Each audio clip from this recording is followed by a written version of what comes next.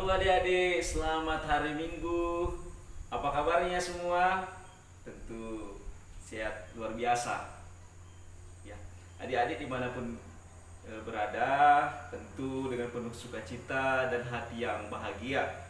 Nah, Abang sangat senang sekali berjumpa dengan adik-adik pada hari ini untuk memuji dan memuliakan nama Tuhan Yesus. Sebelum kita mendengarkan firman Tuhan, Abang ajak adik-adik semua untuk berdoa. Makanya itu, jangan ada yang tidak berdoa. Makanya kita harus berdoa sebelum mendengarkan firman Tuhan. Baik, sebelum kita mendengarkan firman Tuhan, kita berdoa dulu. Kita satukan hati kita bersatu di dalam doa. Kita berdoa. Tuhan Yesus yang baik, kami mengucap syukur Tuhan atas berkat dan kasih penyertaan Tuhan yang selalu melawat anak-anak Tuhan Yesus sekolah minggumu Tuhan yang ada di Pancur Batu. Bapa di surga, sebentar kami akan mendengarkan sebagian dari firman Tuhan. Kiranya Roh Kudus Tuhan yang mengurapi hati dan pikiran kami, supaya kami dimampukan dan dapat mengerti akan apa firman Tuhan yang disampaikan terkhusus kepada kami anak sekolah minggu pada hari ini Tuhan. Terima kasih Tuhan Yesus. Kami berdoa melalui perantaraan anak-Mu Tuhan Yesus Kristus. Kami mengucap syukur. Amin. Ya, adik-adik sekalian, firman Tuhan yang sampai pada kita pada hari ini yaitu diambil dari kitab Matius. Ayo, siapa yang sudah dapat kitab Matius? Iya, bagus. Yaitu Matius 27 ayat 27 sampai ayat yang ke-31. Ayo. Apakah ada yang belum mendapatkannya? Abang yakin pasti sudah semua mendapatkannya. Nah, baiklah, Abang akan membacakan firman Tuhan untuk kita semua, untuk adik-adik semua. Matius 27 ayat 27 sampai ayat yang ke-31. Demikianlah firman Tuhan. Yesus diolok-olokkan, kemudian serdadu-serdadu wali negeri membawa Yesus ke gedung pengadilan, lalu memanggil seluruh pasukan berkumpul sekeliling Yesus. Mereka menanggalkan pakaiannya dan mengenakan jubahnya ungu kepadanya.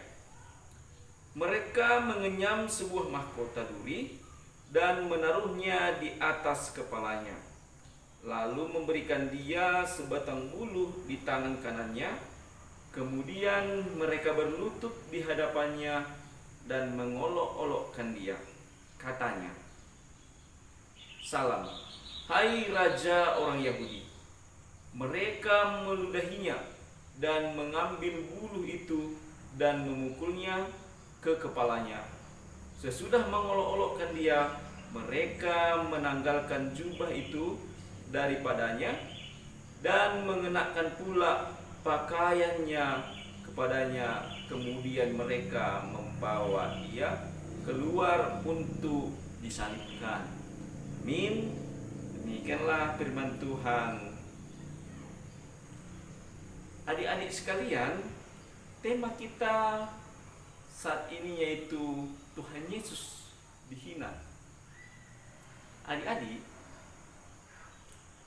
Tuhan Yesus meskipun dihina, meskipun diolok-olok, diludahi, bahkan dipukul, dia tidak pernah melawan, dia tidak pernah membalas musuh-musuhnya. Tetapi Tuhan Yesus tetap mengasihi musuh-musuhnya. karena dia tidak mau sama seperti musuh-musuhnya yang terus menghina, membunuh, dan mengejek dia.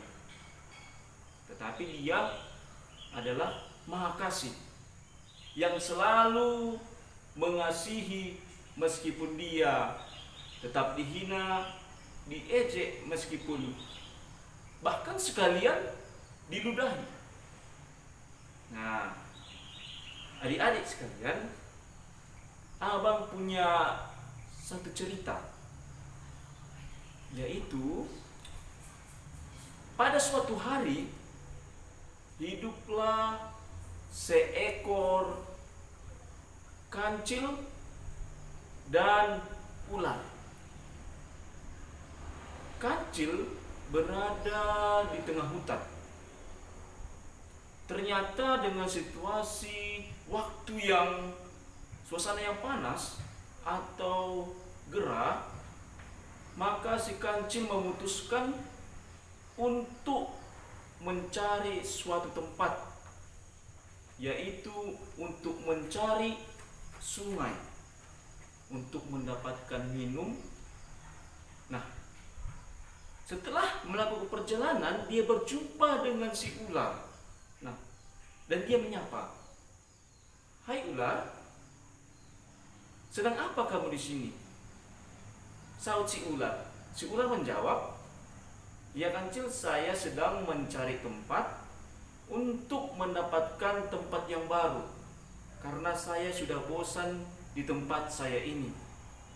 Nah, dan ternyata si kancil memutuskan untuk mengajak si ular pergi mencari tempat yang baru, yaitu ke tempat yang ada sungainya. Nah, dan mereka pun memutuskan perjalanan untuk bersama-sama menuju tempat yang sama. Nah, dan ternyata di pertengahan jalan mereka bertemu dengan ular. Dan si kancil pun menyapa, "Hai ular, sedang apa kamu di sini? Apa yang kau lakukan di sini?" Lalu ular menjawab, "Aku di sini sedang mencari tempat untuk mencari makan dan tempat untuk tempat tinggalku sementara." Nah, dan si kancil pun menyarankan, yaitu ular, di situ ada pohon kecil. Nah, kenapa tidak kamu ke sana aja pergi untuk bertempat tinggal? Nah, dan ternyata si ular berbicara, "Hei ular, kamu kok jelek sekali? Badanmu kecil, hitam, hidup lagi." Dan si ular pun tetap tersenyum. Dan kancil marah kepada ular, "Hei kancil, kenapa kamu berbicara seperti itu? Itu tidak bagus, nanti si ular sakit hati." Tetapi ular menjawab, "Tidak apa-apa kancil, itu sudah hal yang biasa. Saya memaafkan kok, saya tidak membalas apa yang dia perbuat."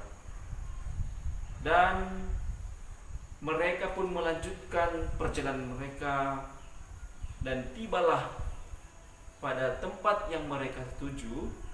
Si kancil menuju ke sungai dan si ular pergi ke tempat yang lain. Ternyata beberapa hari kemudian si ular pergi ke tempat yang banyak sekali pohon-pohon yang tajam. Kemudian tidak lama si ular mengalami satu musibah, yaitu ekor dari si ular ini yaitu tercancap sebuah kayu tajam.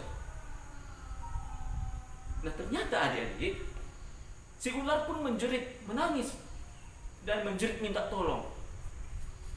Ternyata setelah itu, si ular dengan jeritannya yang sangat kuat, dia menjerit sekeras mungkin dan terdengar oleh kupu-kupu. Dan kupu-kupu itu datang langsung ke tempat jeritan si ular itu.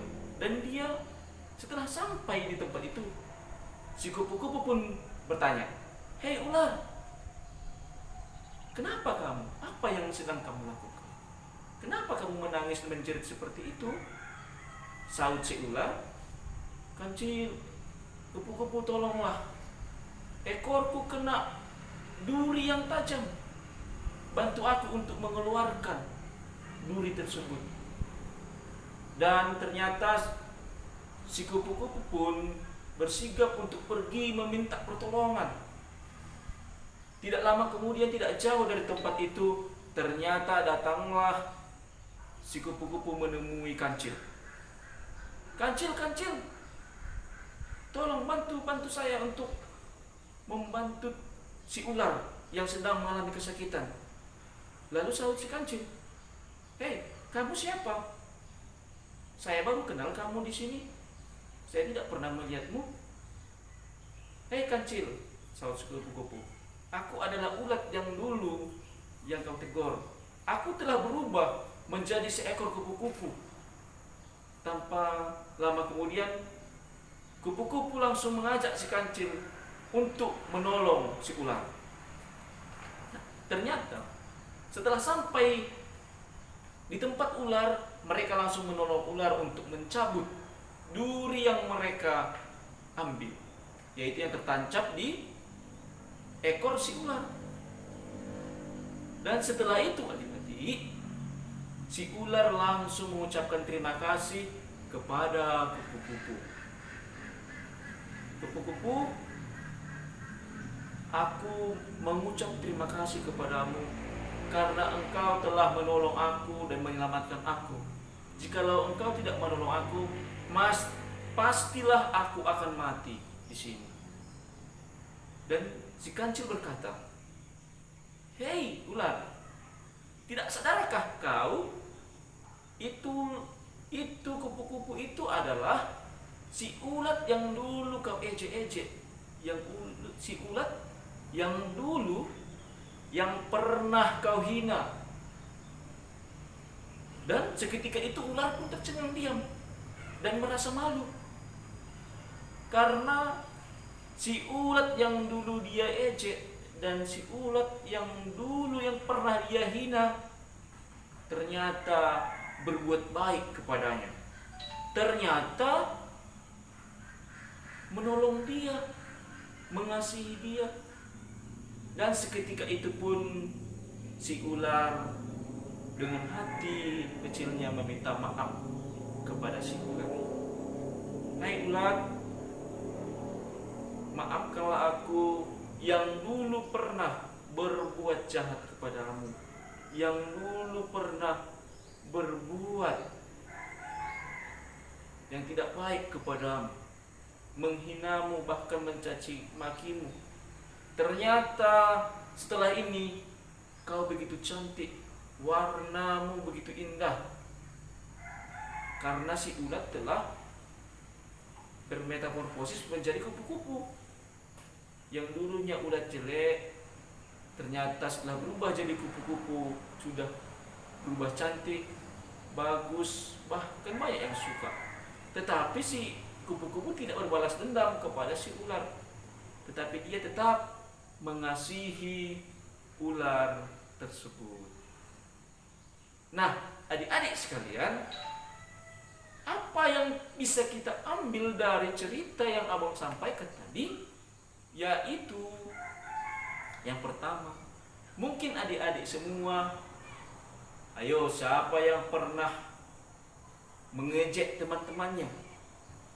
Siapa yang pernah membuat sakit hati teman-temannya? Tentu itu bukanlah hal yang baik. Dan siapa di sini yang pernah disakiti teman-temannya. Nah, jikalau ada yang disakiti, maka janganlah kita suka menyakiti orang lain. Karena tidak boleh membuat orang sakit hati, tidak boleh kita mengejek orang lain. Karena kita juga banyak kekurangan. Karena mengejek itu adalah membuat orang menjadi sakit hati. Dan jikalau adik-adik tidak mau sakit hati, maka jangan mengejek, menghina teman-teman kita atau orang lain. Karena Tuhan Yesus juga mengasihi orang-orang yang menghina dia, yang mengejek dia, bahkan yang mencaci maki dia.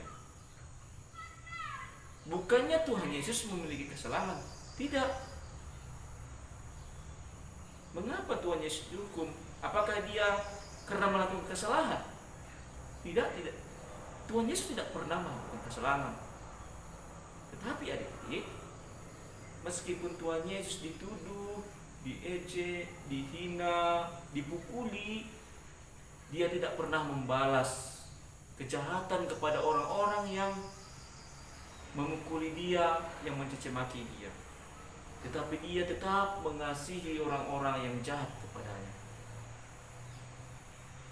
Kalau ada adik-adik yang pernah disakiti, yang pernah dihina teman-teman, jangan membalasnya dengan hinaan juga, dengan caci maki. Tetapi pergunakanlah kasih, mengampuni. Karena Tuhan Yesus juga mengampuni orang-orang yang jahat kepadanya. Dan mari adik-adik saling mengingatkan supaya tetap berbuat kebaikan kepada teman-teman kita yang lain. Mari adik-adik sekalian belajar untuk mengampuni. Karena Tuhan Yesus adalah teladan kita untuk mengampuni orang yang berbuat salah kepada kita. Belajarlah mengampuni dan jangan suka marah-marah kepada orang lain. Ayo, siapa yang sering marah-marah kepada orang lain? Siapa yang sering berkata kotor? Apakah ada di sini adik-adik yang sering berkata-kata tidak baik, bahkan mengucap kata-kata kotor dengan suka-suka hati? Nah, tentu Tuhan Yesus tidak menyukai dengan hal yang seperti itu.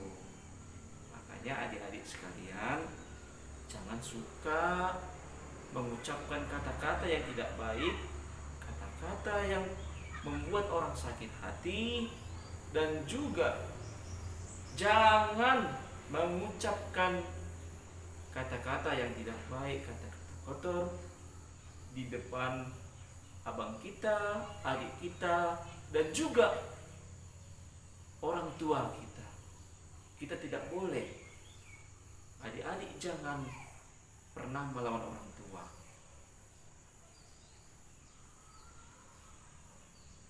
Karena anak Tuhan Yesus adalah anak-anak yang baik, yang mencerminkan kebaikan, yang suka mengampuni orang yang melakukan kesalahan kepadanya. Ketika ada teman kita yang berbuat sakit hati, jahat kepada kita, kita jangan membalasnya dengan kejahatan, tetapi anak Tuhan Yesus harus membalasnya dengan kebaikan, mengingatkan dia supaya tidak melakukan kejahatan, dan jangan membuat sakit hati teman-teman kita yang lain.